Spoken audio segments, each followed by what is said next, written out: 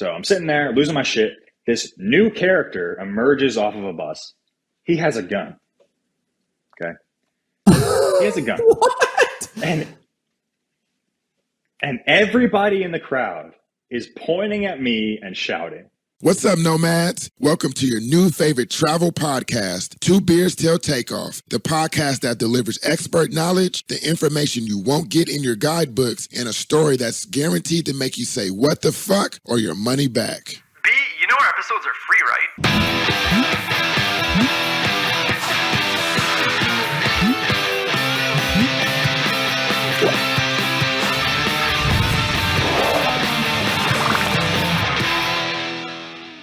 Hello and welcome to Two Beers Till Takeoff. My name is Phil, and I'm here with our guest today, who is an American vlogger slash backpacker. You may have come across his content on YouTube and TikTok. If you haven't, let me give you a preview. You can expect videos of him sneaking into various sold-out events across the world. Concerts, the College Football National Championship game, or even the world's most secure festival, Glastonbury. Travel-wise, Connor's constantly looking for the next big adrenaline rush. Whether it's going to the world's most dangerous street in Tijuana, trying the world's strongest psychedelic, or volunteering in Ukraine, which is where he is now. Connor's constantly putting himself in harm's way for great content. Now he's doing the short trip of traveling from Ireland all the way to Japan via motorbike. You can follow his journey by subscribing to his account, McBeats13. Welcome to the show, Connor. Let's go. Hell of an intro. There we go. I'm not good at much, but I like to get the guests fucking going off the intro. We got to start with a vibe and we got to keep going. Some Nardwuar shit, bro. You did a deep dive. Hey, Nardwuar is Canadian. Just saying. Hey, represent. Exactly, right? So Connor, I want to start from the top. I feel like you're going to be a reoccurring guest. You may be the Two Beers Till Takeoff correspondent in the wild, because you're going on, like I said, you're going on a long journey. So from the top, man. So you're from the U.S. Where exactly in the U.S. are you from? From Atlanta, Georgia, man. Dirty South. Nice. So Yeah. So what's life like in Atlanta? Like growing up in Atlanta, what was that like?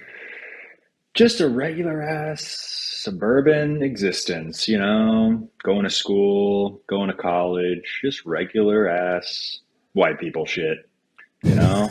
And I think it's kind of what made me want to travel, is just like seeing what other opportunities, whatever possibilities are out there, you know? Nice. What did you take at college? What did I study? Yeah. I studied political science, and look where it got me. Look where it fucking got me. Uploading TikToks. Got you to YouTube. Right? Yeah, there's a little bit of geopolitical knowledge. Very slight information in my videos. Yeah. So you mentioned you got, your inspiration for traveling, but like what made you take that big first trip? Was it maybe a friend or a history of traveling? Yeah, so when I was 18, I joined a semi-professional marching band, and we did a tour across the United States. And that kind of introduced me to the idea of like, you can travel and be borderline homeless and still have like a good time. You know what I mean? That's putting it kind of extreme, but like we're sleeping on the floor. We weren't staying in hotels. We were, performing all day, all night, sweating our asses off. But I saw the whole country, at places I probably would have never gone. Minnesota, North Dakota, random fucking states. And I realized like, I don't know, like my world is just so much bigger than Atlanta, and then from there what did I do next? Oh, I moved to Japan after I graduated college. And that just completely, it was like a psychedelic experience of like, it just obliterated all boundaries of like culture and like, what am I doing with my life, and like what language do I speak, and who am I, and all this shit. So those are the kind of like the two biggest trips I took up until what I'm doing now, obviously. But yeah, it's kind of where I started. Nice. So for people who don't know, your TikTok is just shy of 80,000 followers. So how did you get there? And for the content creators listening, what are some tips to grow your account? Dude, the first video I posted was me, like, and I didn't even know this was like a subgenre in TikTok until like recently, but I was urban camping, I think it's called. Like, I was basically being like a dirtbag, like vagabonding across the US in my car and camping and shit. And I was in Montana and I just was really tired and didn't have money for a hotel. So I just pitched my tent in this public park and like the cops came and it was like a whole ordeal. And that was my first video, dude. And ever since then, I've just been doing kind of like risky, kind of like adventurous stuff. And honestly, man, during the pandemic, like I was stuck inside just feeling like my life was meaningless. Like, what's the point of it all? But I found these vloggers, you know, like Bald and Bankrupt or like Indigo Traveler or like Peter Santinella or people that are like truly fucking sending it, like going to places that I thought I would never go. And it like really inspired me to like do things that normal people wouldn't do, to like show them like, hey, it's possible. And these are options for your life. You know what I mean? But it's not even really that deep. It's just kind of like, it's just fun, you know? It's dangerous, but it's fun, right? Yeah, exactly. So you know, your style of videos is vlogging. So for those who don't know, it's, you know, basically having your arm out and basically filming yourself, you know, being either, you know, like we said in Tijuana, the world's most dangerous street. Listen, I've not necessarily tried vlogging, but I've tried to take videos, and it's not something that's very natural to me. How did you maybe get through those first hurdles of, you know, the first videos or the, you know, the kind of, you know, being in public and people looking at you and that shit? Dude, my first videos were trash, bro. Like trash. I remember I had no idea what I was doing. I just bought this like $1,000 camera. I was in Portland, Oregon, and I just like walked outside and I was like, I'm vlogging. This is just going to be interesting because I have a nice camera and I'm in a new place. But I was just like going to buy groceries. Like it was trash, bro. And luckily, like I think the hard drive fried with those videos, but yeah, just getting your reps in, like just doing it a lot. And like I actually saw a video. It was like how to tell a story, I think it was called. It's some YouTube content creator, kind of like strategist guy, where he tells you like a story arc and things like that. And like you have the setup, you give the introduction, what you think's going to happen, and then any problems that occur along the way. And that's really what makes the video interesting, is like problems or issues. Like if you watch Stranger Things and like everything was just fine and there's no fucking like what's the point? You know what I mean? So you kind of have to have conflict. And then like a resolution, you kind of talk about what happened, and obviously like each video kind of differentiates within that structure, but like kind of getting that idea of like, okay, I'm telling a story. I'm not just like turning on a camera and fucking around. I'm like, I have to like take them on a journey. You know what I mean? And that comes with time. Like I didn't know this. Like it's something I knew with my first videos, but like it's something I continue to learn as I make content, if that makes sense. It does, yeah. So, Conner, you're a bit of a master of sneaking into events based on your YouTube videos, because like I said in the intro, you're all over the place. Seems like there's no sold out event that can stop you. How did you get into this? And like, do you have the biggest set of balls in the world? Dude, I love this. I love how it's become like a meme, dude. Like my friends will hit me up and they'll be like, dude, I saw, like they don't watch any of my shit, but then they watch the sneaking videos, which is fine, but it's just hilarious. Like, I don't know. I guess I've gained a bit of a reputation, but, so I was actually at my homeboy's house who lives in Metro Atlanta. And if you don't, I'm sure you know, you're a football fan, or American football fan. The real football. I love all the footballs. You're just a ball guy, man. Just a big ball guy. Yeah, big feet and balls, anything. Goddamn. So I was watching. Yeah, I was at my homie's house near Atlanta, and I was watching, as one does, just some travel vlogs to pass some time, and I come across this guy Simon Wilson, who is an absolute fucking legend. Have you seen his videos? I'm not sure if I have, no. Oh, okay. He's a legend, bro. He got all the way from New York to Los Angeles with no money. Just like asking people for food and shit, hitchhiking. He's fucking crazy, dude.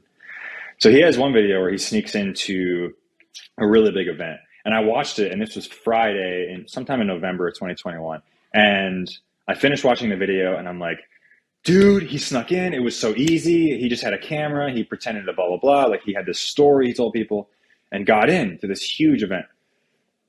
And I'm watching this on Friday. And I'm like, well, shit, I don't have plans Saturday. Like, what's going on Saturday? I look at my calendar. It's the fucking SEC championship, dude. It's like the two biggest college football teams in the whole country, Alabama and Georgia. And they're playing in Atlanta. It's like 30 minutes from my house. What are the odds? So I'm like, fuck it. Dude, I know, right? I know. It was like fate. Like, I watched this video and it inspired the shit out of me. And I'm like, I gotta go. Like, this is meant to be, dude.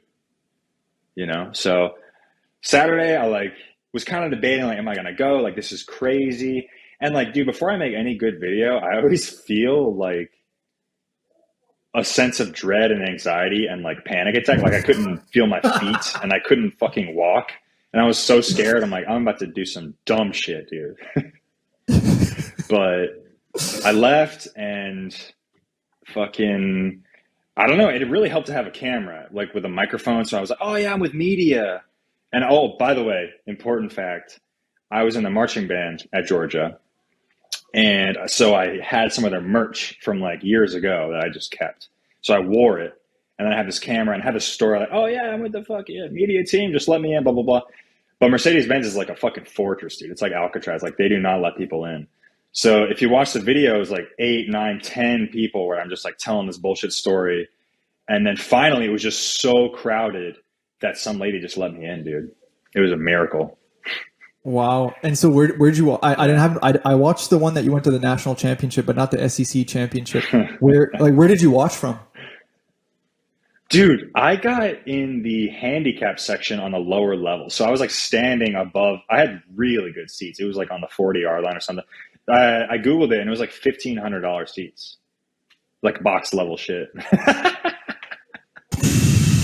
Jesus Christ. Dude, I was shitting the whole game. Dude. I had the camera and I was like, I'm working. Ha ha ha ha ha. Yeah, I'm with media. Ha ha ha. Like, please don't arrest me. Jesus Christ. So Connor, so for people that are listening, I mean, most people that are listening are law-abiding citizens, not like you know, degenerate travelers. But are there maybe some tips, tricks, or weak points to look for when looking, or I guess casing an event? Yes. Or maybe, yeah. So maybe you gotta find the weak points. You gotta find like the untrained new guy. Like, if you go on my national championship video, where I fucking carried a set of drums into Lucas Oil like a mile and a half. I just found a young guy, and it was like 2 degrees Fahrenheit. I don't know. It's like negative something Celsius. It was really fucking cold in Indianapolis. And I just found a young guy, and I was like, hey, man, I'm with a band carrying his fucking drums. It's like the perfect alibi. Like, you have to let me in. And he's like, oh, I'm not sure. Like, do you have your credentials? And I was like, oh, your supervisor just told me that I'm good. And he's a young guy. It's like 2 degrees outside. He's like, yeah, fuck it. Just go in. So if you can find those like new guys, or like if you can kind of sift through the chaos, you'll be golden, man. you need some props, right? Props help, because the first time I had the camera, second time I had the drums. What else was I snuck into? Or just a really good story. Like, I got into this Bad Bunny concert and I just told the guy my girlfriend was inside and she was drunk and her phone died. It was a bunch of lies, dude. But the guy let me in. I was about to cry. Like, I was like trying to cry to make it more real. Connor, the real question is, when are we going to see you in Hollywood? Because those acting skills, you're going to get a big role here soon. Hollywood. Dude, I don't know, man. We'll see. Maybe when I get back from Japan, if they let me in the U.S., we'll see. Yeah. Have you ever been caught?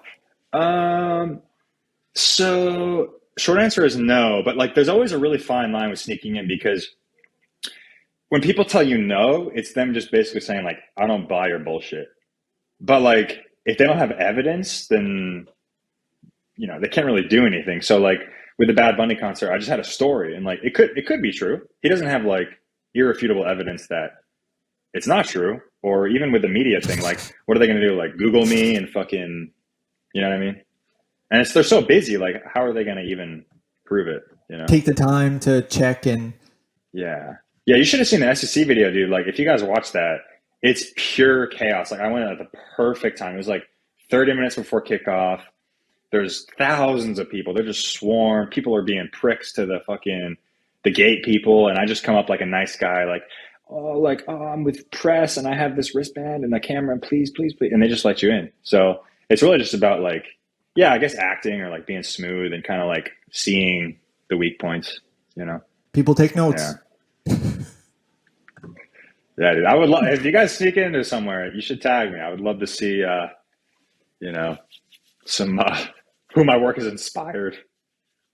You're weird starting saying the a word movement. inspired, but yeah. So, Connor, you're now doing a journey from Ireland all the way to Japan by motorbike. How the hell do you prepare for a journey that long? It's nearly like 10,000 kilometers or 6,000 miles.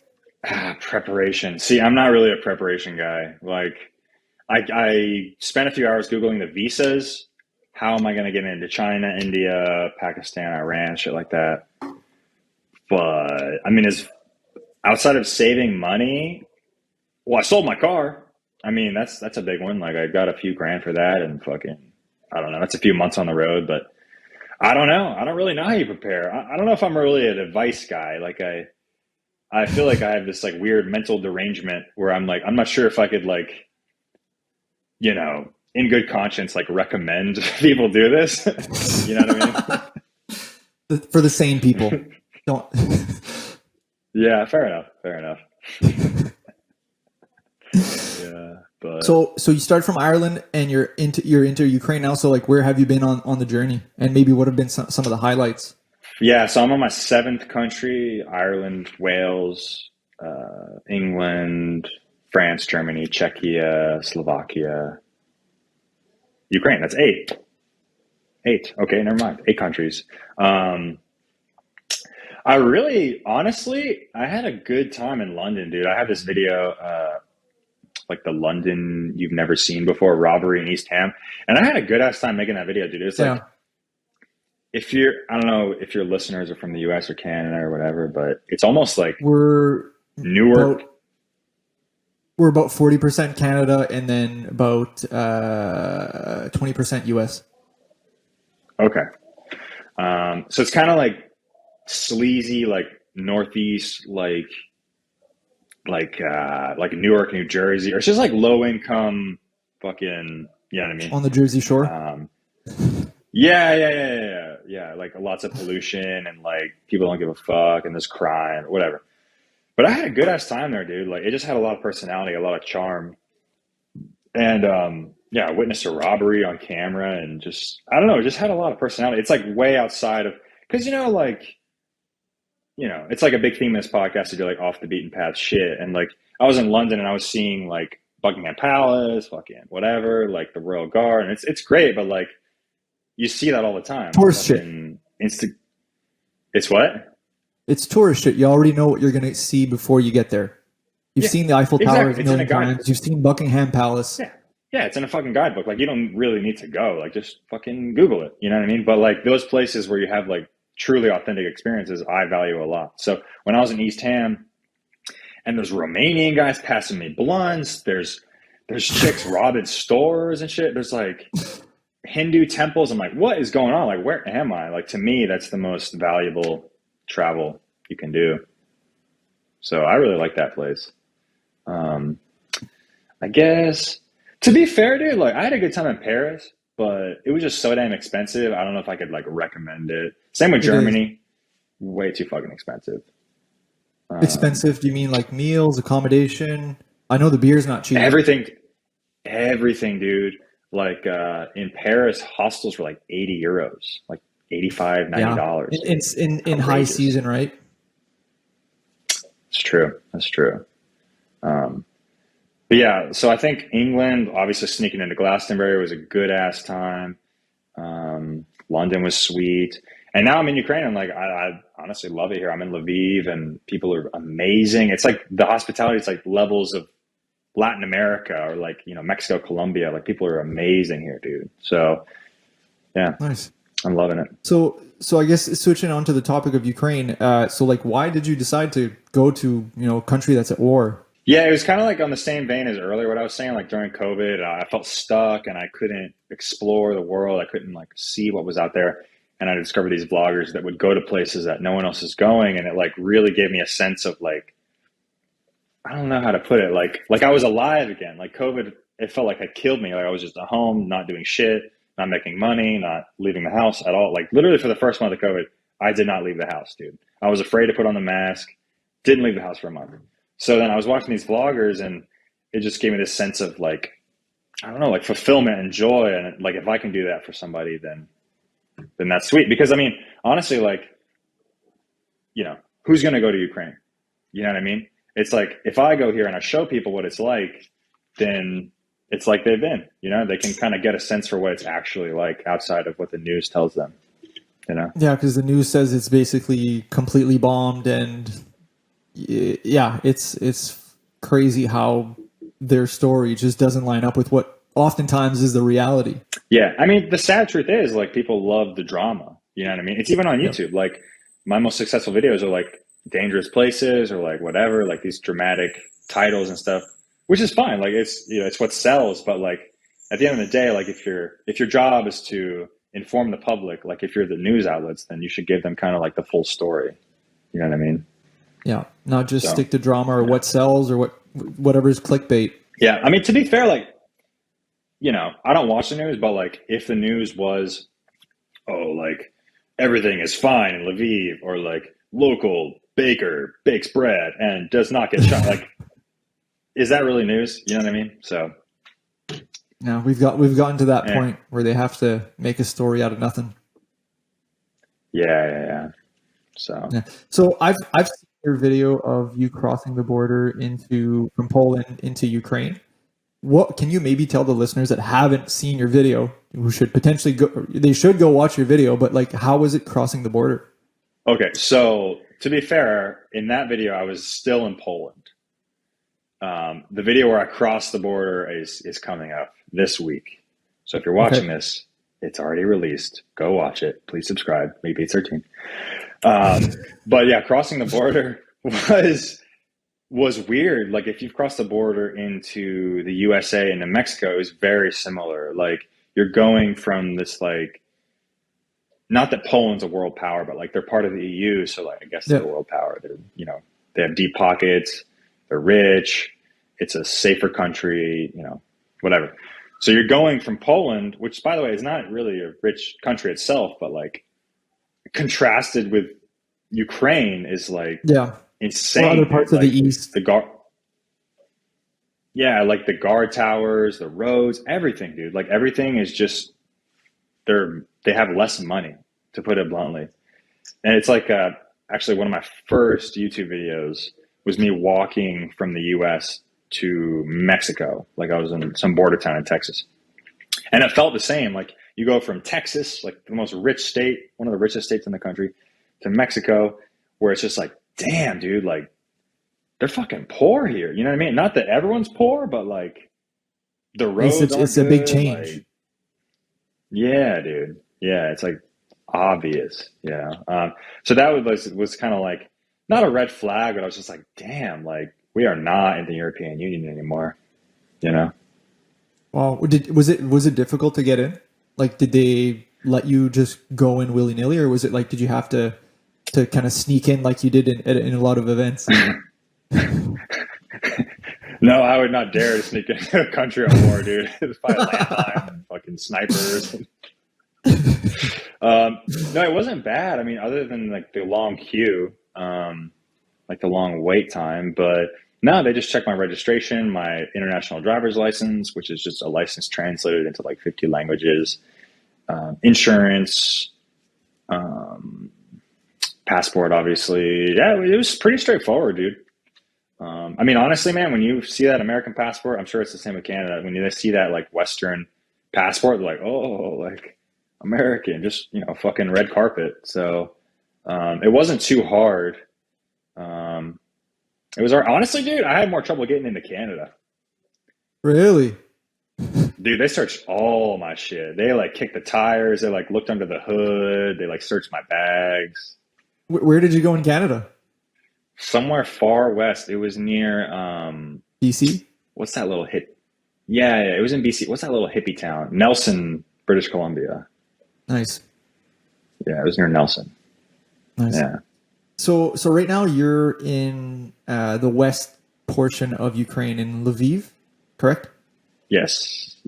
So what's I guess life like right now in Lviv, Ukraine? Yeah, so that's kind of been my mission here, is to kind of show people like what's going on, like how it is. So I think my last two videos, that was a theme. Like one of them is like, how dangerous is Ukraine? You know, let's talk to locals. And then this last one, I actually wasn't even planning on filming a video today, but the air raid siren just started going off. And I just started filming and walking around. Yeah, dude, it was going off all day. So I was asking these people, you know, how do you feel about the siren? Do you care? Like, do you want to leave? Can you leave?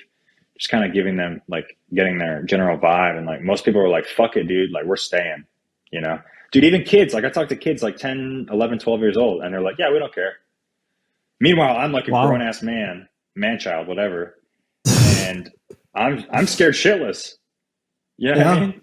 And these kids are just here playing hopscotch, like, while the air raids, like the sirens are going off. Yeah, dude. No one cares. I mean, they say they don't care. I'm sure it has like some like kind of psychological toll, like in long term, but like, you know, what are they going to do? I mean, this is like one of the safest countries, one of the safest cities in the country. So if they don't want to leave, like, where else can they go? You know? Yeah, it's maybe like they have to psych themselves up to stay there and to try to live a normal life, right? Because if you care, then you're you know, the propaganda is working against you, or you know, the Russian influence is affecting you essentially. Yeah, and also I've been talking with a lot of locals, like I said, and I think a big part of it is if they're a parent, they don't want their kids to be affected. So like, you know, if I have a kid here, like running around in my hotel room and I'm just like, oh, fuck, what the fuck are we going to do? This is terrible. Like, that's going to magnify on the kid. So I think the parents are just like keeping it chill, like, oh, it's fine, blah, blah, blah. Just like they're minimizing it for the kids. I think that's part of it, you know. I don't know, dude. It's just hard to imagine like living here 24/7. Like, I'm here for a week, or, you know, I'll probably come back at some point, but I'm here for like a week, 2 weeks max. And it's like having an effect on me. You know what I mean? Like, I don't know. Like today I went down to the hotel concierge and the siren was going off, and I was like, what do we do? Like, what's going on? Is this an emergency? And she's like, what? Oh, that's fine. Like, yeah, you can go to the bunker if you want, but don't do that. Like, it doesn't matter. And I was like, okay, I'll just go back to my room then. It's all good, I guess. You know? Jesus just Christ. Weird. I know, dude. But to me, like, I can't get over the fact that there's fucking kids here, dude.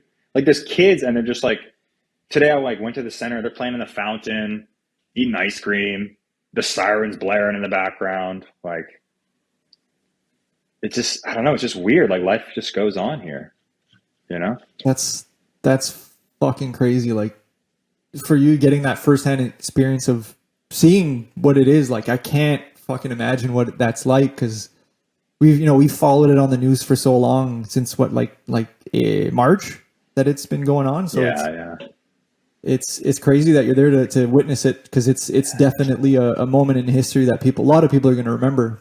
Yeah, and I just really hope, like, I don't know, I had kind of a fucked up thought today, like, if Russia actually wins, like, and there's no more Ukraine, like, you know what I mean? Like, I personally don't think that's going to happen, but I guess it is in the realm of possibilities. And like, to think that that's even possible, just crazy, dude. And like, I don't know, just imagine if you're Ukrainian, like, you wake up and like, you are Ukrainian and like, you love this country and you have this existential threat looming over your head all day, every day. Like, to me, I'm a fucking tourist. I have a motorbike. I can leave right now if I wanted to. Well, I had 2 beers earlier. I probably couldn't leave, but you know what I mean? You better still take off, baby. Yeah, dude. Gotta get in the mood.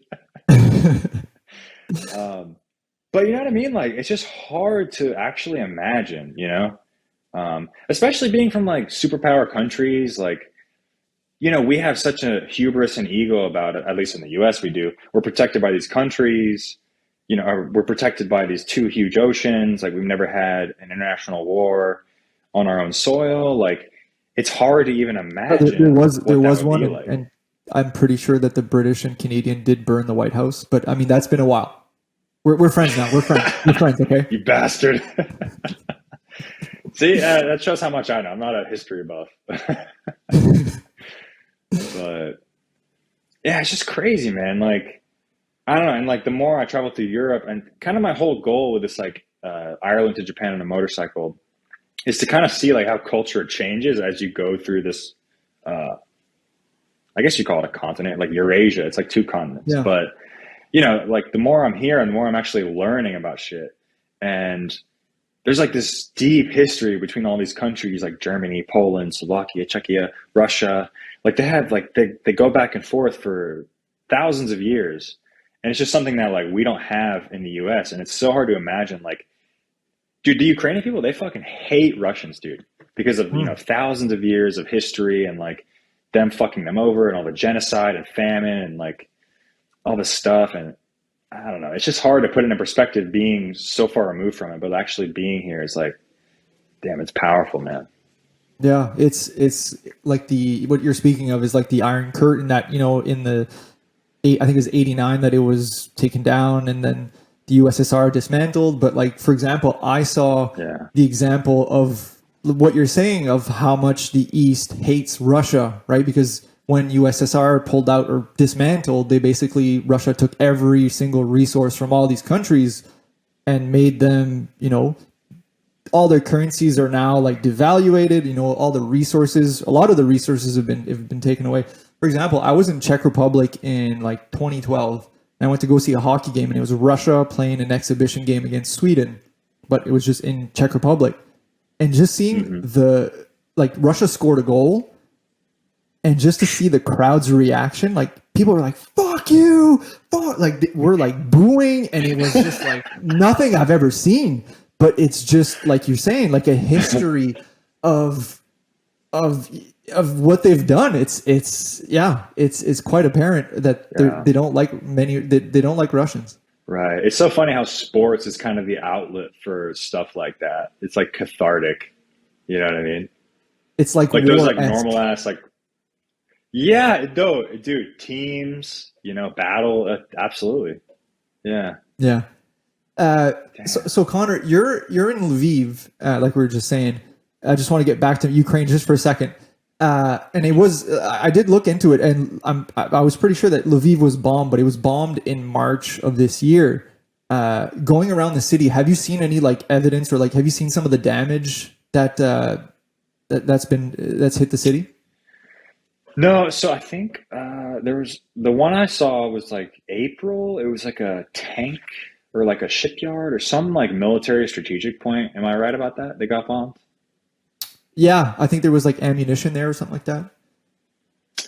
Yeah, so I was Googling it because I wanted to go check it out, but I couldn't find like the exact location. But I mean, as far as I'm in the center of the city, and then a few days ago I was like in the southwestern part of the city. I didn't see any like physical, violence or like evidence of violence. But what I have seen all over the city, everywhere, is like any statue or church or, government building is like barricaded with tons of sandbags. They have those like big, like anti-tank, I'm not sure what they're called. They're like those, like looks like a jack. It's on the tip of my tongue. It's, I know what you mean. It's like the thing in Saving Private Ryan. Right. Yeah. Those are around like, Yes. So those are like around the police stations. They have like these weird, I don't even know what they're called. It's like a chain, but they have like these, I think it's like an anti-tank thing. They throw them in the street and it like fucks up the tires or something. I don't know. It's called a hedgehog. I just Googled it. The big, these things? Yeah. I just Googled anti-tank thing. It's a hedgehog. Nice. Educational value on 2 beers. There we go. But yeah, I mean, so it's like, it's weird because life is normal. It's totally fine. Like I'm in a hotel, like I'm in a nice part of town, whatever. It's great. It's like a European city. And then 1 second the air raid siren goes up. 1 second you see sandbags. 1 second you see the fucking statues covered up. 1 second you see police or like a huge like military car rolling down the street. Next second you see like a Russian tank. They've just displayed these like fucked up, destroyed Russian tanks in the middle of town so people can just like take pictures with them. And so it's just like this weird mix of like, yeah, things are normal, but no, they're not. If that makes sense. Yeah, that's wild. Connor, are you planning to go, I guess, more? So the war is happening on the eastern tip of Ukraine with Donetsk and that region. Are you planning to go out that way, or are you saying, fuck it, going south, getting out of Dodge? I'm not going to go that far. I'm not going to go to like the front lines, but I think I will go to Kyiv. Okay. I don't think it's as safe as Lviv. I think they do get shelled sometimes. And I know there was like a huge battle there in the spring. There was, yeah. But I've been researching it. It's like one of the few times I actually fucking research because my life depends on it. And it looks like Russia doesn't have interest in Kyiv right now. But the funny thing is about war is like, it's not like they're just going to announce like Kyiv will be attacked. You know what I mean? So yeah. I think I will go there, but it would probably be for Just so happens that it's raining shells. Yeah, exactly. So yeah, probably just go for a short time, just get a few videos. Yeah. Nice.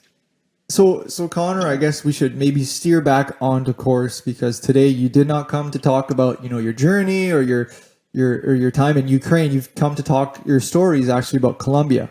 So we've already done, I guess, we've done Colombia for a few episodes. People must be like, holy fuck, is there only like 3 countries in the world? Like, I feel like we've done like Colombia, Brazil, like we've done a couple. But what brought you to Colombia? So it's kind of a long story. It goes back to I drove my car across the USA. Like when COVID happened, I was like, fuck it, I'm gonna leave, drive my car across the country. But as I was doing it, I had this kind of like existential crisis. Like, what am I doing? I need a job. I need security, blah, blah, blah, all this shit. So I come home from that trip. I apply to a bunch of law firm jobs, big, serious, big boy job, whatever the fuck, blah, blah, blah, blah, blah, And I apply to this job and they're like, okay, we'll get back to you in 3 weeks. And I was like, well, I'm not going to sit at home for 3 weeks. So I booked a flight to Colombia. And once I was there, they're like, hey, you got the job. And I was like, sweet. I was like, can I start soon? And they're like, oh, you have to fly back to the US. So fucking, meanwhile, I meet this girl and okay, important fact, it's a remote job. Okay. But like with legal shit, I had to be in the US. I hope I don't get sued for telling this story. So I had to be in the US.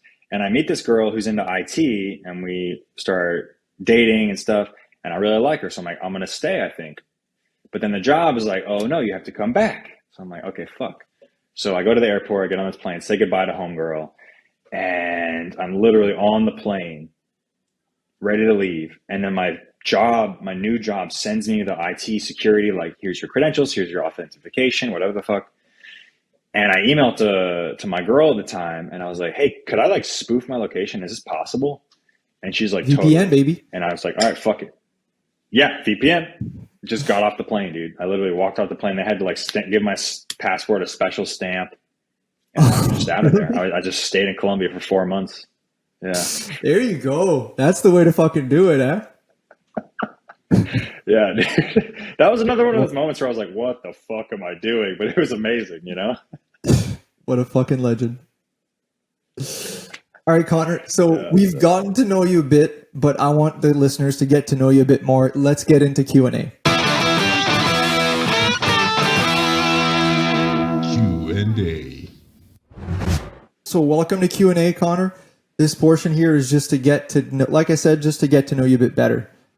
First question, hot or cold? Hot all day. You need flip-flops, a bathing suit, sunscreen. That's it. Cold, you need fucking The dirty boots, South, baby. blanket. Yeah, dude. Yeah, exactly. Beach or mountains? Beach. It's just easier. It's just easier, bro. You know? Fucking pour up a daiquiri, get sunburnt, just fucking lay there. You don't have to hike or be active. You just sit on your happy ass and Just drink. lay. Yeah. Bus or train? Train all day. If you're in a country like Ukraine or Colombia, the roads are shit. They're bumpy. There's traffic. There's stoplights. There's no AC. Train is nice and smooth. There's one track. There's no traffic. Train. Fuck yeah. Cats or dogs? Dogs. More playful.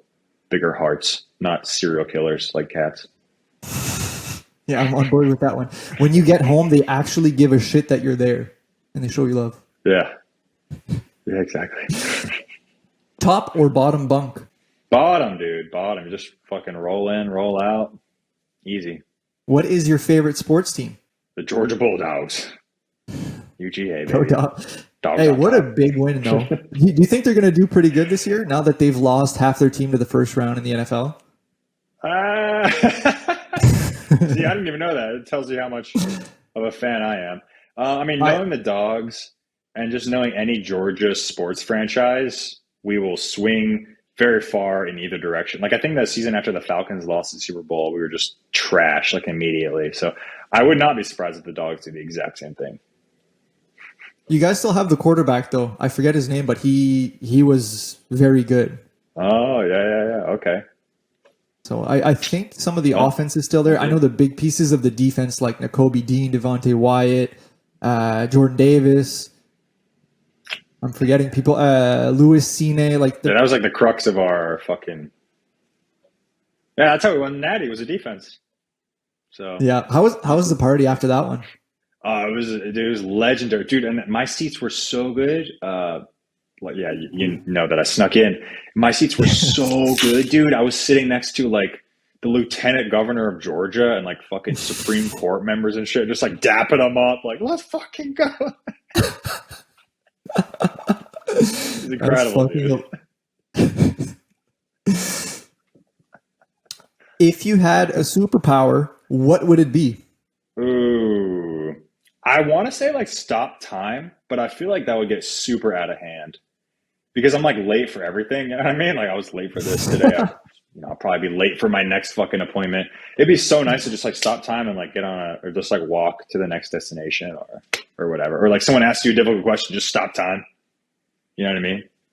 Do some research, come back. Have I asked you any difficult questions up to date answer. that you wish that you stopped time or? No, I don't think so. No, it's smooth sailing. Okay, I got to keep working then. All right. What's something you never travel without? I'd say my camera now these days. Yeah, a camera. Like just leave the house with it. I have a GoPro, so it's like really easy to just put it in the pocket and like if some cool shit happens, just pull it out, you know. What is your favorite world attraction? World attraction. Like Disney World or like a pyramid or something like that. Yeah. Please don't say Disney World. Yeah, that would not be good. I think that would be probably the point Yeah, where I don't people would just trust- shut it off. Just be like, fuck this guy. Right, like We respect that he's in this Ukraine guy was volunteering, cool. but This guy snuck into Disney World. Fuck this guy. Mickey's got to pay the bills, bro. Yeah. I don't trust Disney adults. I don't understand. Like, how are you going to be 40 and into Mickey Mouse? Like, he was made for children. Like, what are you doing? Walt Disney, big anti-Semite. And also hard frozen to get death, around that one. or frozen to be what? put back alive. Right. That's What? creepy shit. That's It's creepy. pretty fucking. That's fucking weird. Yeah. But it makes you wonder, like, what's going to happen, like, when Elon Musk dies? He'll probably do some creepy shit like that. Like, put his body in space or, like, you know what I mean? Well, I mean, odds. Like, I'm not a sports book or like a betting book, but you got to think that the odds are in the favor of him dying in Mars. Ooh, yeah, that'd be Right? poetic, wouldn't it? So you probably can't fucking salvage his body because shit's probably, It's I don't know, he true. runs out of oxygen, his fucking face blows up. Yeah, that's I don't if he even know if ever that's- even dies. Like he probably has like some like weird. He probably like sucking the blood out of newborn babies and shit. You know what I mean? Like some QAnon shit. He could clone himself, I guess. Yeah, that's true. That's true. He probably has the technology. Yeah. Jesus. Walt Disney was off by like Alive. 100 some years. Fuck. But yeah, what's your Okay, favorite world answer the attraction? question. Yeah, we went around that. World attraction, like a touristy kind of like something that people know.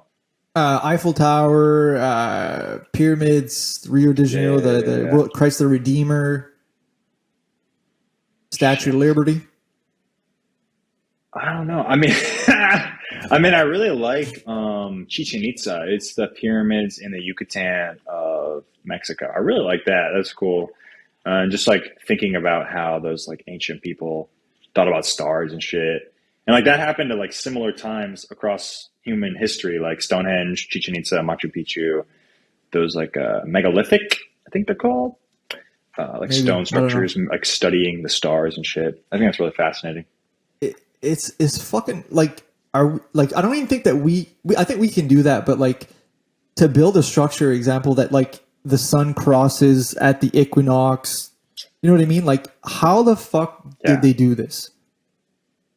Okay, so it's dude at Chichen Itza, the pyramids at I think it's summer or spring, I don't know, one of these equinoxes or solstices, whatever the fuck. The sun as it sets, it like does the path of a snake down the pyramid. Like it like slithers, dude. Like they choreographed how the fucking sun moves. Imagine how many years in like trial and error. You know what I mean? Some guy like drinking mushroom tea like every night, like fucking studying the stars. You know what I mean? It's crazy, man. Like I'm gonna go down a little bit of a rabbit hole here, but like just thinking of how we're moving to a digital world with a lot of the things, you know, our tools or that type of thing. Just thinking of back then, we don't know how the fuck they did that, you know, because we think back in the day, but they could have had advanced technologies that we don't even know about, but they weren't, you know, registered or like there's no, I don't know. There's something missing here. Yeah. How the fuck were they able to do that back then? Yeah. Something might have been lost, you know, because now a lot of these civilizations, you know, with the Westerners or the East, the Europeans coming and bringing like smallpox and like a lot of them, they just disappeared. So like, who knows? Yeah, and dude, a lot of the I mean, they'll tell you this if you go to the Yucatan, like a lot of the pyramids, they think there's a lot of like Chichen Itza type things in the wild, like just covered up with vines and like just undiscovered places. So like there could be thousands of pyramids that are similar and like who knows, we could find some evidence there, but it's just fucking lost. I mean, same with the Amazon, it's even deeper and thicker and shit. So yeah, I think it's totally they're possible. still finding some, cities like, ancient. Like Machu Picchu was just an abandoned city that they found, right? Yeah. I mean, it's crazy. Like we like to think of ourselves as like kind of the pinnacle of human achievement, but like existence. Do we really know that? Do we really know that for sure? How the fuck did I'm not sure. how the Egyptians build pyramids? How could they leverage things that were so heavy? Oh, you're talking to an alien guy, so I just say aliens, bro. I just say aliens. Fuck it. We'll close it down at aliens. We don't need to think anymore. Has to be. It's aliens. It has to be. Which country has the best cuisine? Japan, hands down, easy.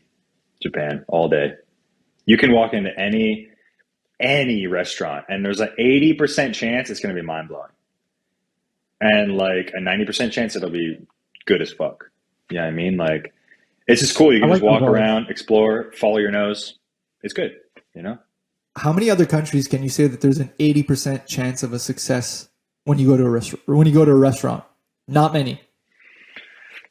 Yeah, I don't know. I haven't spent a ton of time in Mexico, but I have a feeling Mexico has really good food, like consistently. I don't know. What would you say? One of the best. Yeah, and it's so cheap. Yeah. What is your biggest travel pet peeve? Pet peeve? This might be an unpopular opinion, but I don't know. Like, okay. So I mentioned earlier, I like to learn about places by watching travel vlogs and like seeing what there is and like how people are and the kind of vibe of the place. And I feel like, dude, like 95% of travel vlogs are just like, you have to go here. Look at what you have to do. And all these amazing things. And it's just like, it glamorizes everything and it makes it, I don't know, it's just fake as fuck to me. It's just fake, dude. And it's like commanding people.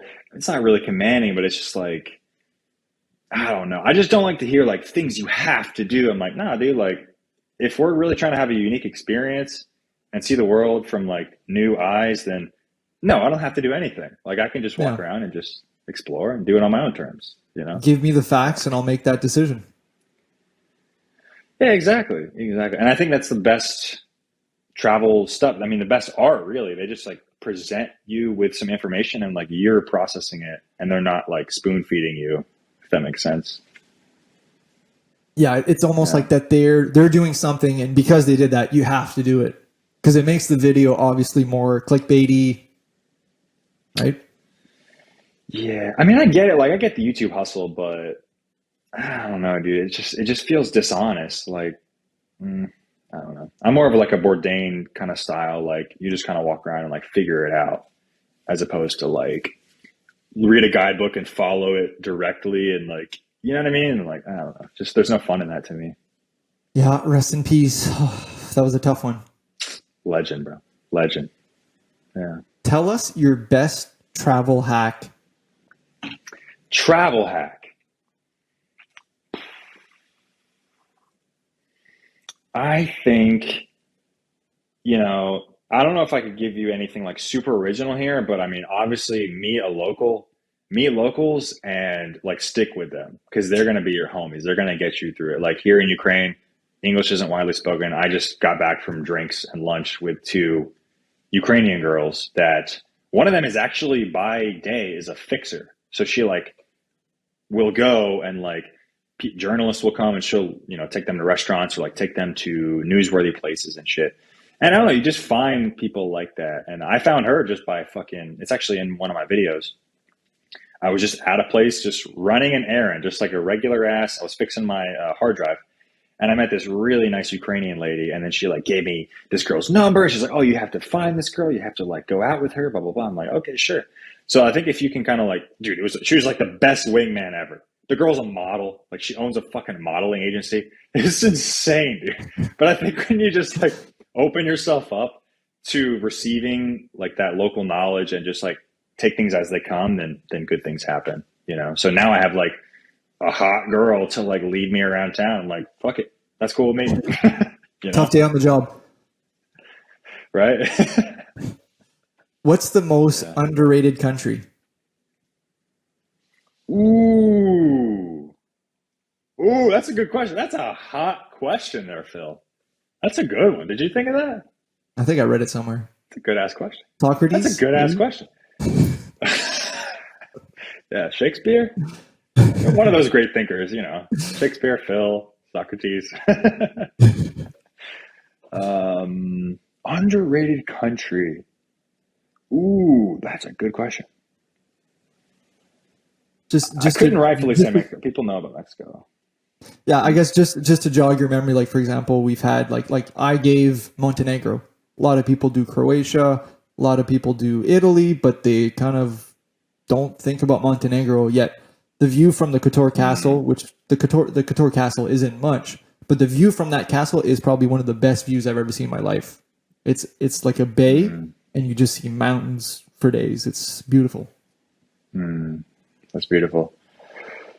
Honestly, dude, I've only been here like a week, but I think Ukraine. Let's go. And I don't know if I could rightfully encourage your listeners to come to Ukraine at the current moment, but what I've seen is like beautiful, dude. The people are amazing. Like I said, I just met this lady, spoke no English. We had a full conversation via Google Translate. She's like, meet my daughter. she lives in Miami. Like, this model will come get you lunch. I'm like, okay, yeah, fuck it. There's stuff like that where it's like the adventure kind of finds you, where I only have found that in like Latin America, Colombia, where like the people are so warm and hospitable. And I found the same to be true here in Ukraine. I mean, even they're at war, like they could easily be like assholes and like get out of our country, blah, blah, blah, like whatever. Or we don't need to help you. But they have been amazing.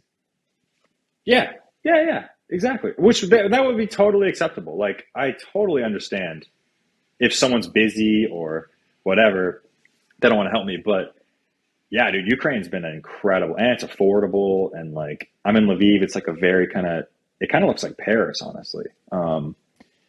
It's honestly like, and see, I feel weird about like promoting it because of obviously there's a war, but it just seems like a hidden gem. Like, I'm just surprised I've never been here. Like, it's amazing, actually. And the people make all the difference. They're incredible. Wow, that's listen, I'll keep that in mind. The listeners, keep that in mind as well. You know, maybe hopefully down the line that things slow down and that we can return to a bit of a less dangerous country and people can go take advantage of exactly what you're saying and enjoy the hospitality and beautiful cities of Ukraine. Yeah. Where is somewhere you'd never go back? So basically the question is, where is a shithole?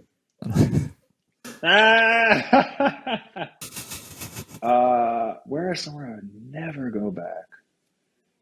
I said the U.S. No, I'm kidding. Hot take, Phil. Hot take. No, I think I'll probably offend some people. Portland, Oregon. I have no interest in going back to Portland, Oregon. They borderline derangement as a society. I think they have some screws loose as far as like how society should function and how the police should operate. And like, I went to this, it was my first YouTube video, bro. First ever video. I went to Antifa's Autonomous Zone. Wow. Imagine reading that in a guidebook. Antifa's Autonomous Zone. For those listening, taken Antifa over. is what is the anti-fascism association or something like that? Just anti-fascist. Okay. This means anti-fascist, which is clever branding. I have to give it to their PR person. It's clever because if you're against Antifa, you're a fascist. It is. I just don't like the acronym because it's Antifa. So then you're like, what's the A stand for? What's the... Oh no, it's anti, and then it's misleading, guys. Like it is good marketing, but the acronym needs maybe some work. Needs some work. Yeah, we'll brainstorm it. We'll fucking workshop it. But no, so I went there and like, yeah, that was one of those places I saw a picture of it. It was like scary, dude. Like they had forcefully kicked out the police from this, or I don't know how it went down originally, but basically, I'll try to keep it short. But like, there was a family, Native American family. Okay, they have indigenous blood, and one of the sons did a hit and run on an elderly couple. He killed like an 80-year-old woman. I think the man was like in a coma or something, but basically he killed one person and like put another in a coma with his car. You guys should fact check this. I just listened to this. I'm not like the best with specifics, but basically this guy did some fucked up shit. He hurt some old people with his car. They were going to send him to jail. They had to like pay some bond. It was like a few $100,000. So they mortgaged their house, which they own legally, but they mortgaged it to get some money. Okay. Are you still with me? Yep. Okay. So basically they did some fucked up shit. They mortgaged the house. Now it's the bank's house. And then because they're on all this debt, because of the legal bills, they couldn't afford to pay the mortgage on the house. So what does they do? What does the government do? They take the house. They try to take the house. But because it's a Native American family, it's their land, and they apparently don't have to obey the laws of the country they're in. And Antifa like circled around the house, and they fucking like got in this huge brawl with the police. And they were like popping tires and shit. Dude, I was there. You'll see it in the video if you guys watch it. It's literally my first YouTube video. I saw them like training. They were like training people how to use like like riot shields and shit. They were like, having Christ. organized, dude. It's the wildest shit, dude. And this is just going on. Like, there's people like buying groceries and coming to the autonomous zone. Like, people live there, dude, and they just have to put up with this shit. Is the autonomous zone? I know it was going on for a while. Is it still going on now? No, that was like almost 2 years ago now. I mean, I hope it's not, but I mean, I think what ended up happening was like the police came in, and I don't remember. I think like the Portland government backed down. I can't remember, but either way, just like to be in a city where like they allow that is just crazy. And I'm not like a conservative guy, but like just like how the fuck, like what's going on? Like how It's is at this an extreme. allowed? It's at an extreme. Yeah. So that's where I'm like, yeah, I'm good. I think I've seen enough of Portland. Yeah, if you're going that way, British Columbia is beautiful. Just go a bit more north. Go check out Vancouver Island, the Rockies. Great, Whistler. Go snowboarding, go surfing. Enjoy yourselves. Beautiful. Where did you experience the least friendly locals? Ooh, here's some fire questions, bro. I know. Fire We clickbait. Let's go. The least friendly locals. France. 100% France. 1000% France. Oh, I was just gonna say I don't think. I'm gonna save my comment and let you talk, and you be the bad guy. Throw me under the bus, Phil. I love France. Actually, Do you speak French? it's actually my first language. There you go. That's why you love France. Well, it's not the same. It's essentially like England speaks English, but you don't. You speak English in the U.S., but you don't associate with England, right? But I think that gives you like a leg up. It like gives you clout to the French, because I was gonna say, I think they're really friendly if they think you speak French. Like I'm just sitting on the bench eating a baguette, some cheese, minding my own business. Everybody says bonjour, even in cities, which I found crazy. Like people in New York City don't say hello, but somehow I don't know if that's true in Paris, but I just remember a lot of people were saying bonjour to me in France. And I would say bonjour, whatever, it's fine. But like anytime I needed something like groceries or a drink or a hotel or anything, it's actually mind blowing how few people speak English there. Like they are right next to England. It's France, and man. They all learn English. It's France. Yeah. It's not England. Yeah. But no, But it's right there. It's right there. Like there's a lot of Americans that speak Spanish. You know what I mean? Like it's right there. Yes. But Connor, I've listened to your video talking about France, and I have a counter argument. How many countries in Europe speak French? France. We have Switzerland. Switzerland? Yeah. Belgium? Yes. Austria? Does Austria speak French? No. So France, right? The French language is a minority. They start speaking English, it's gonna be gone. And for me, I guess in Canada, where we have Quebec, which is the lone only speaking French province in Canada, my province is bilingual, so we speak half English, half French, and like half. Well, it's about 65-35 English to French. And to be honest with you, man, like I've seen the evidence of English taking over, because you have English movies, English music, English TV, English radio. People still listen to radio, but like there's just so much there's so much English in, I guess, our day to day, that like sometimes people like I live in a place where it's mostly English speaking, but I feel like sometimes like I'm losing my French. So I guess long-winded. It does, but it's just a reality, man. It's that English is taking over. I guess, it's almost becoming almost my default language now. Like if I like, I've always gone to French school. My parents are French. I talk to my friends in French. But so long-winded answer to say that maybe why people speak French in France is because they want to maintain their language. Yeah. So do you think it doesn't have anything to do with like an ego thing? You know what I mean? Because listen, I'm not saying the French are French from France aren't without their flaws. Some people definitely are dicks. You know, have you seen a Parisian waiter? Um, but no, they could definitely be nicer about it. There's almost like also a French class. Like you have the French friends, and then you have the Quebecois French, which is like from Quebec, and then like my French is maybe even lower, like because of how it's been affected by English. But no, France could be nicer. They could be nicer.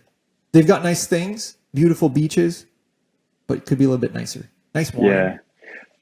I just wonder, like, I mean, I take your point about them having pride about speaking French, but like, to be fair, like, I'm not trying to get too dark, but like, they did conquer like half of the African continent. They speak French still. And like, if you look at Germans are like very worldly people. And I know they did some fucked up shit to probably make it that way. They have to kind of repent for their sins, so to speak. But like, everybody knows English there, and they still speak German, like amongst each other. You know, I think they just realize, like, to go abroad, to see the world, you have to, you know, learn a new language. Yeah, no, that's a fair example. It's true. Germany is not like that at all, but I think too, England and France beef a bit more than Germany and France. Yeah, for sure. I mean, Germany and England and France have like some history, don't they? Like, I think part of France like belonged to England for a bit. Like, it was ruled by the English king or something. I can't believe I'm saying facts. I usually don't like research where I'm going, but say facts. Facts. I love it. We just went down a wormhole, but hey, here we are. Yeah, it's great. I've got 3 more questions for you. Then this is a beast of an episode, but I love it. This has been a good one up to date. Do it. What is your favorite cocktail? Cocktail. I like usually more of a beer guy, but if I'm going to go with a cocktail, I like whiskey sours if I'm in the right part of the world. If they know how to make a whiskey sour, I love them. A nice whiskey sour with the egg whites. Ooh, that's classy right there. That's the real ones, right? Not the fucking just yellow mix. Right? Yeah, some like fucking Walmart, like canned shit. Where'd your hangover come from? Right. Since you're more of a beer guy, where did you find your cheapest pint? Cheapest pint has to be either Munich, Germany, or somewhere in Czechia. Cheap ass beer, dude. Cheap. Czechia. Also here in Ukraine, actually. Yeah. Oh yeah, dude. I was in. It might have been Slovakia actually, where I saw. It's on my Instagram. I took a picture of it. But it was like half liter, big ass, big boy beers for like 50 cents in Europe. Couldn't believe it, dude. They're like paying you to drink.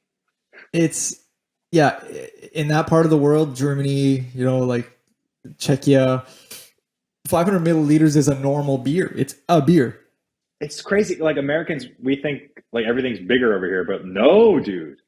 No. It's insane. Even in England, they give you like big ass half a liter. It's regular. Yeah. Czech Republic drink the most beer per capita in the world. It's a hell of a statistic. I would be proud of that. I would hang my hat on that. Just lean into it. Just drink for breakfast, you know? I might be wrong by a bit here, but I'm pretty sure it's like 180 some liters per year that the average person drinks. That's impressive. It's fucking insane. Dude, you can see it too. I went out at like 11 in the morning for like brunch or whatever, you know, and people are just drinking Pilsner, like smoking cigarettes, drinking Pilsner, like 11, 12 in the afternoon on a Thursday. It's like, it's crazy. Do they still, last time I went to check, you could still smoke indoors. Is that still a thing? I did not see that. I mean, it's very well possible. I did not see that. Yeah. Okay. I was only there for like 3-4 days. So. Right on. All right. So last question here. Yeah. Where in the world is your favorite bar? Ooh, Japan. I lived in a big city called Osaka. It's like the second city in Japan. And the Japanese have such a high population density that they have to like jam people into buildings. So like they have this brilliant invention where they took an old hotel and they renovated all the rooms and they made them bars. Okay, So nice. there's probably like 50 bars. Dude, it's incredible. It's one of the best places to drink. I'll send you the pin after this. But I want to go now. they Might meet you there, dude, when you hit Japan. Hey, dude, let's go, bro. Live episode. First one's Let's on do it. Fucking, they rent out this whole hotel. Each room is a different style bar. So they have like really niche, you know how Japan is. They have like really niche. There's like a 60s bar. There's like a shag rug and fucking Beatles playing and like psychedelics. There's a Pikachu bar. There's a BDSM bar. Whatever you want, dude. Holy Whatever fuck. you want, they got it. Wow. That sounds awesome. So, yeah, I actually worked. I got a job there, and I was bartending in this kind of like 1940s, like classic, kind of weird, like Turkish. I don't even know how to describe it. It was just a cool ass bar, and I worked there for a few months, and that was probably my favorite bar. Nice. Yeah. Top 5. Welcome to Top 5. Connor's going to be giving us his best top 5 tips for if you're going to a dangerous place, because the guy's definitely been to a lot. So off you go, buddy. All right. Number 5. Don't ask too many questions. Don't be Curious George and go snooping around and fucking I Spy. Just be cool. Just be cool. I remember That's a good one. Yeah, like the first dangerous place I went, like I said, my first YouTube video, I went to the Antifa zone, and I'm trying to be like a good vlogger and like ask all these questions and see what's going on. And I'm asking these guys like, well, by the way, first of all, when I get there, they're like, oh, we're going to smash your goddamn camera. Fuck press, fuck media. I'm like, all right, cool. No camera. So I just asked these guys off camera, like, hey, what's going on? Like, why are you guys here? Blah, blah, blah. And they were like very standoffish. And they were like, who are you with? Are you with media? Like, what are you doing? And a lot of red flags. So I was like, you know what? No more questions. I am in Antifa now. I belong here. My comrades, let's fucking overthrow whatever we're doing. Yeah. Fuck them, you know? So, yeah. Oh, yeah. Also, I was in Seattle, and I asked this homeless guy, God, now that I mention it, it's so embarrassing, but I asked this homeless guy, like, oh, yeah, how do you make money? Like, I see you have beer and, like, a bed. How do you make money? And he's like, are you a cop? And I think about it, and I'm like, that was a dumbass question, dude. What was I expecting this guy to tell me? Yeah. He's like, I volunteer at a soup kitchen, and they pay me. Like, no, dude, he fucking steals shit, I'm sure. You just said volunteer. Right. And then kind of related to that is my number 4 is act like you belong. Don't be looking around. Don't be fucking pie in the sky, all fucking excited. Just act like you belong. It's a sneak-in tip too. Just act like you belong there. Right? Yeah, I think that'll get you far in life. Just blend in. Fake it till you make it, baby. Exactly. Also, very important, don't go at night. Do not go to these places at night. When I was in the Antifa zone, I went at night, and that's usually when the cops would come raid the place, or that's when people are doing drugs and drinking and stuff. And just do yourself a favor. Go in the daytime. Even when I went to Tijuana, like the world's most dangerous street, in one of my videos, I went in the daytime and it was still dangerous. So I can't imagine like at night what goes down there. So, yeah. Let's see. Yeah. And number 2 would be hide your goddamn valuables. Hide them. Do not carry a big camera in your face and shove it in other people's faces. And I mean, I don't know. It's just tough being a vlogger. Like, you want to get good information from people, but you have this expensive thing. It's very hard. That's why I have a GoPro now. It's like very discreet. And yeah, just hide those goddamn valuables. That's related. I don't want to give away my story, but a little fucking, what's it called? Foreshadowing. It's related to my story that I will tell. So hide your valuables. Yeah, and you number got to one, find a way to what? like be able to hide your like GoPro. Like, I don't even know what you potentially could do, but maybe like a prosthetic arm coming out. You know, just like hide it in there. Just have like the little. Yeah, Maybe one day. there's this vlogger. There's a vlogger actually now. I don't know what his nationality is. I think he's from the Philippines. He films North Korea. Like he talks to soldiers and stuff. And I don't know What? how he does it. I think he like has a button-up shirt and just like puts it. I really have no idea how he does it, but he gets a lot of footage from North Korea. Fuck. Something to look into. There's also I actually looked into this. This is how I filmed one of my, it was a Patreon exclusive. But I ended up posting it to TikTok months later.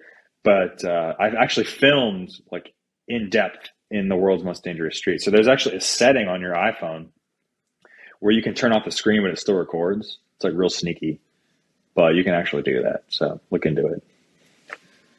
Sneaky. Yeah. Okay. Number one tip.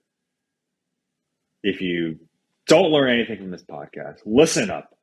Fucking Kids. Never carry your debit cards when you go to a dangerous place. Never.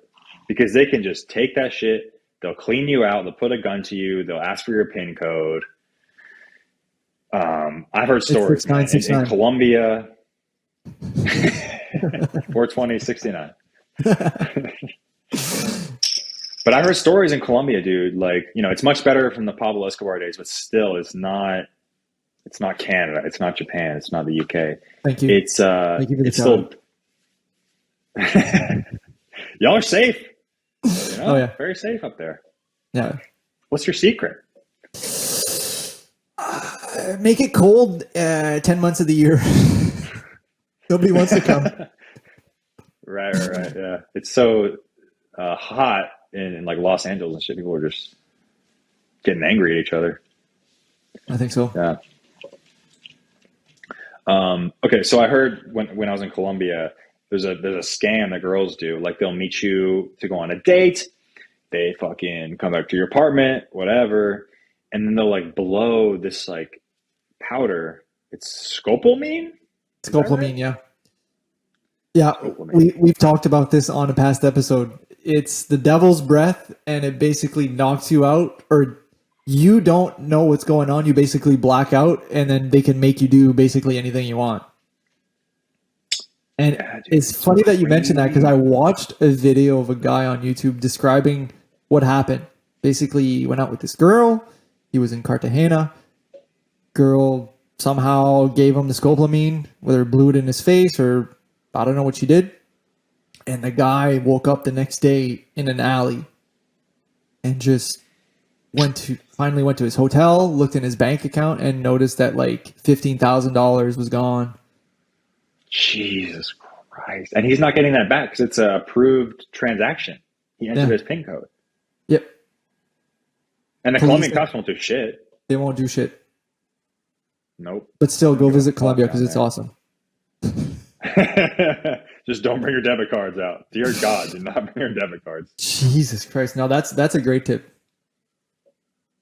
Because I mean, if you think about it, like, I mean, even in Japan, dude, like I heard about this fraud, and you know, crime is extremely low in Japan, but there's a fraud if you go to like touristy areas in Tokyo, like Roppongi or like Osaka or like Akihabara, whatever, like big touristy areas where like the Yakuza or whatever, these scammers own these bars, and they'll like charge you for drinks that you didn't buy, and then maybe you'll get drugged. But if you enter that PIN, dude, like the money's gone. It's not like a credit card where you can get the money back. It's the bank's money. Like the debit card's your money. So I would never fuck with that. Like even if I'm in a safe country, I just don't bring the debit. Like there's no reason to bring your debit cards unless you're going to pull out cash, you know? Yeah. You can lose probably the cash that you have on you. Hopefully, you know, you didn't put out smart travelers usually don't bring out every single penny with them. But yeah, it's better to lose $500 than to lose the whole lot. Exactly. Yeah. Okay. Story time. All right, dude. So my story is it's from Colombia. Right? I was in Cartagena, and now that we're mentioning it, all the crime and shit. I was in the touristy area. It's like, have you been there? Yeah. Yeah, I was there last Yeah, I was in, June. okay. So I was in the touristy area. There's this big, sorry, it was loud. There's like a big castle, it's like kind of colonial era, big castle. All the tourists love to go there. And I was on my way to go there. So I'm walking there. And if you've ever been to Latin America or any kind of third world country, you'll know like the buses, like huge crowds, like lots of chaos to get on these buses, and just like, it's just classic Latin America chaos at this. It was kind of like a corner intersection. So I'm trying to like take a shortcut to get to the castle.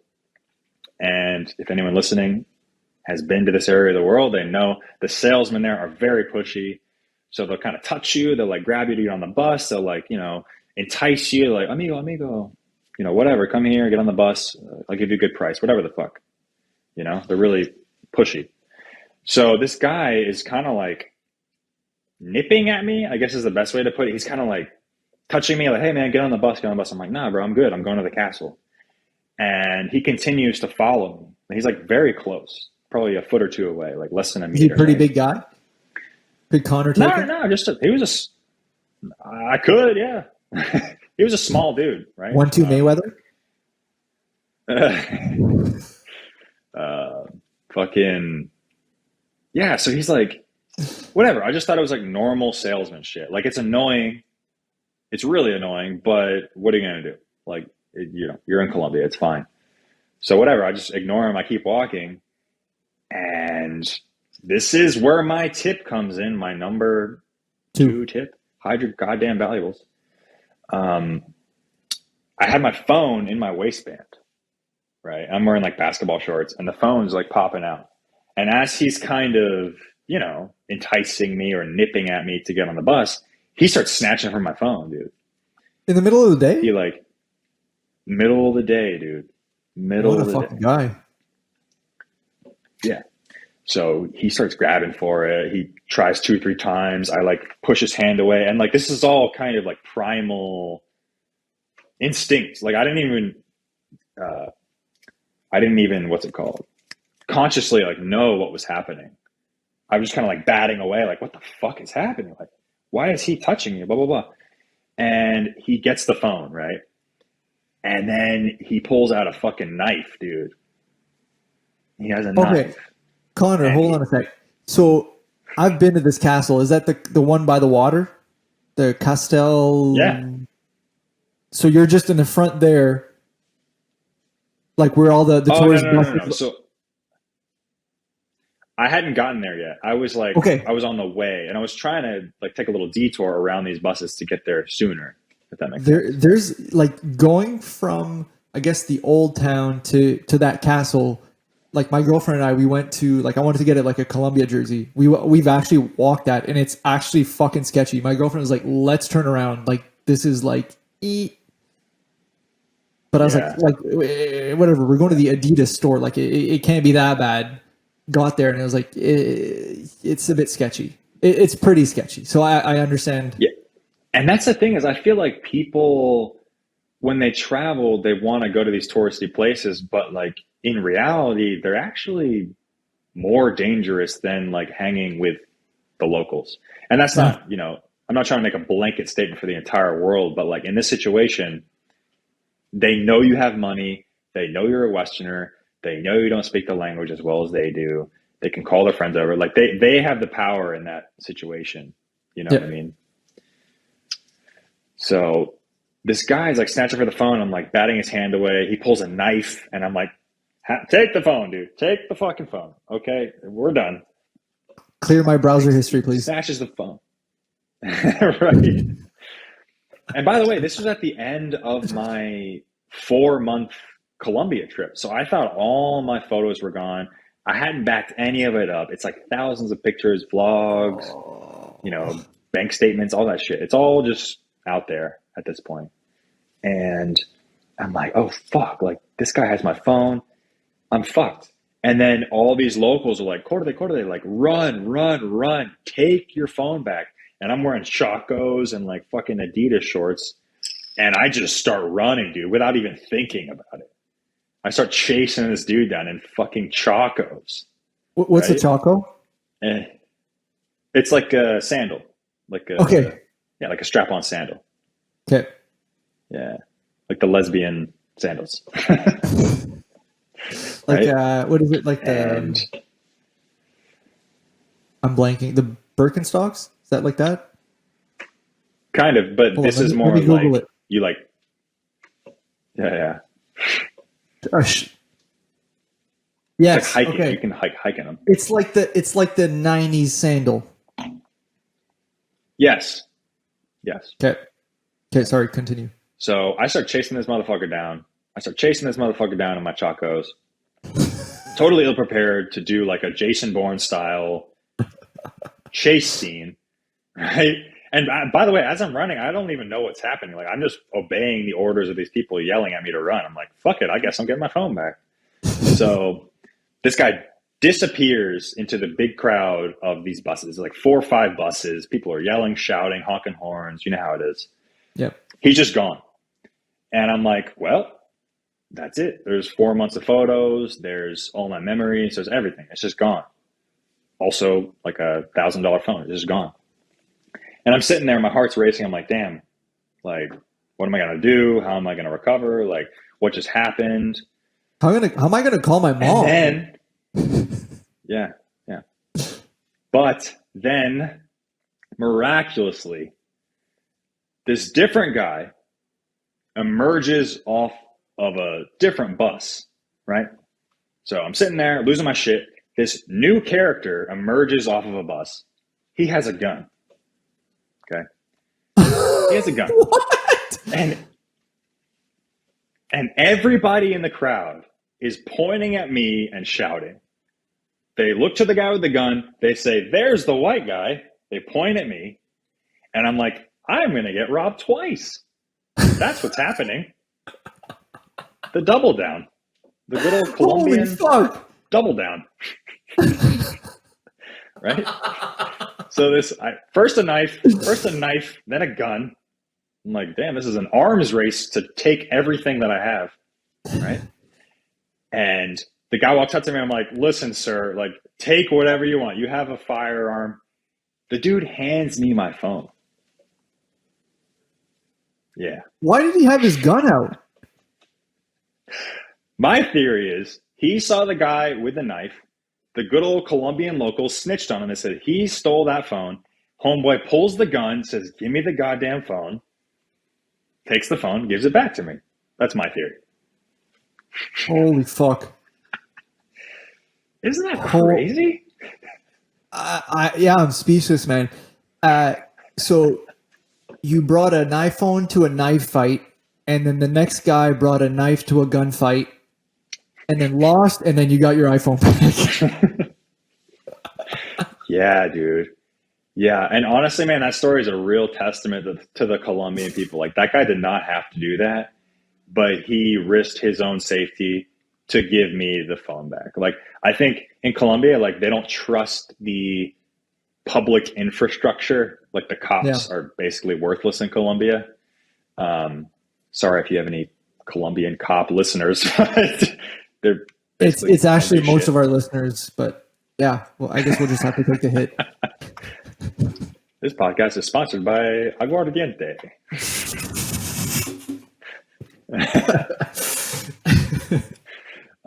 But what I think is, like, in the conscience of Colombian people is, like, they know the cops aren't going to do shit, so they take it in their own hands to, like, seek out justice. Vigilante. You know what I mean? So, like, they see something going wrong. Yeah. Vigilante. Fuck, man. Exactly. So that's insane, man. I got so lucky. Holy fuck. I thought that it was going to be like, I lost my phone. That's the end of it.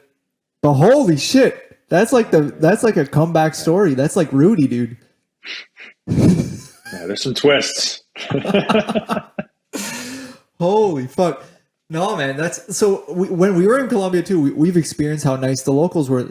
Not anywhere near to the extent of guns and knives and shit like that. But we were at a football game in Medellin, my girlfriend, we left a little bit early because the game was getting out of hand, and just wanted to beat the crowd to get to the metro. And she left her rain jacket in our seats, and we're just about to leave, and like people ran after us to give us the jacket. Like they didn't have to fucking do that. It's just they're just super nice, man. It's really beautiful, man. Like to see. Yeah, they're amazing, dude. It's really inspirational to see like how a society gets on when people don't trust the government. They don't trust, public infrastructure. Whereas like, each other. In the US, like, yeah, like people to people. It's really beautiful. Whereas like, I think in, US, I can't speak for Canada, but I imagine it's similar. It's like, there's not really that sense of like collectivity. You know what I mean? Because like we kind of just assume, the cops work, they're going to investigate or whatever. Whereas like, I don't know. I just feel like that just would not happen where I come from. Yeah. We don't self-police. Maybe our infrastructure is a bit better, or hopefully a lot better, but to an extent that, the laws and the police system works. Yeah. It's just really interesting. I mean, I don't know. It's just, I think it changes the people. And also, another really quick story. I was in my apartment in like a nice area of Medellin. It's called Laureles. You might have been there. It's like Poblado Laureles. It's like kind of new money. It's like, nice. And I'm sitting on the balcony eating some fucking vegan food, like some nice shit.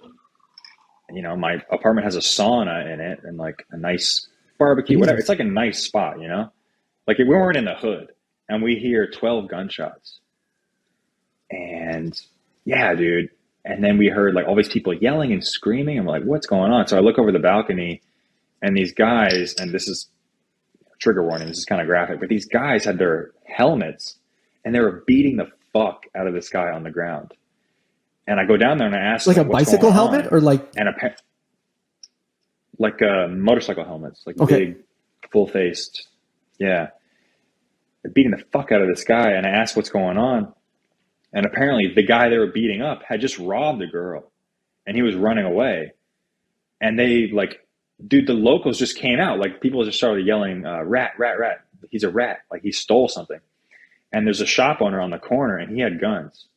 And apparently you're not supposed to have guns in Colombia, but he had a couple guns. And he just starts firing at this motherfucker, dude. Like street justice, bro.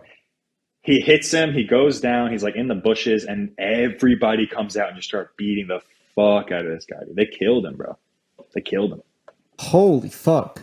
It's almost like Colombian people. I mean, a lot of people are familiar with the history of Colombia. Right? We have, the Pablo Escobar story. We have Narcos that came out. That's, fucking one of the best TV shows. I think it's on the top 100 IMDb shows. We're very well aware of the history, I guess, as Westerners, to the Colombian story. Colombian people, just from what we've been kind of talking about, seem like they've hit a point that they don't want to deal with this shit anymore. They don't want to deal with the robberies, with the drug crimes. They don't want to deal with that shit anymore. And they're taking it in their own hands to say, fuck that, we're done. Yeah. Yeah, dude. It's intense. They're masters of their own future, I guess. I mean, it's pretty cool to see. They're like, fuck that. Like, we're not going to have this reputation anymore. Especially too, because I think my story, they were specifically sensitive to it because they saw that I was a foreigner. So no. Like, we do not want this reputation. Like, we're going to fix this right now. That's like, how long did it take from when you lost your phone to when you got it back? Honestly, probably 2 minutes. It was really fast. That's insane, man. Listen, for people listening that are like, you guys have been talking so much great stuff about Colombia, and now maybe this is, a little bit of a shade of darkness on the country. Listen, don't take it badly. It's a great country. Go visit still. It's largely safe, and the people are behind you. Yeah. So there's a couple, exactly. sour grapes in the mix, but they seem to be correcting it. So don't skip this country. It's because it's fucking beautiful. and the people are great. It is. Yeah. Well, listen, Connor, you've been fucking an amazing guest. I'm so happy that you've come on. And I guess thanks, man. Last question for you. I guess you said you weren't much of a planner. You're in Ukraine right now. Are there any bucket list countries along the way? Because I know that there's, you get to a certain point, like around here, that you hit the Irans, the Iraqs, the Syrias. Is that shit that you're looking to do so that people can maybe look forward to some of your content? Yes. I really want to go to Lebanon, and then if I can, go to Syria. I think the visa's all right. I think it's not too hard to get. I think they gave it to you on arrival. But yeah, Lebanon, Syria, Iran, Pakistan, India. That's the plan. I could go like through Turkmenistan, Uzbekistan and stuff, but I think it'd be a little more interesting to go to Pakistan and whatnot. So yeah, I've heard I think it'd be cool. Is the spot. Oh yeah, like it's deadly. Like that, there's not a lot of tourism and it's kind of untouched. Yeah, that'd be cool.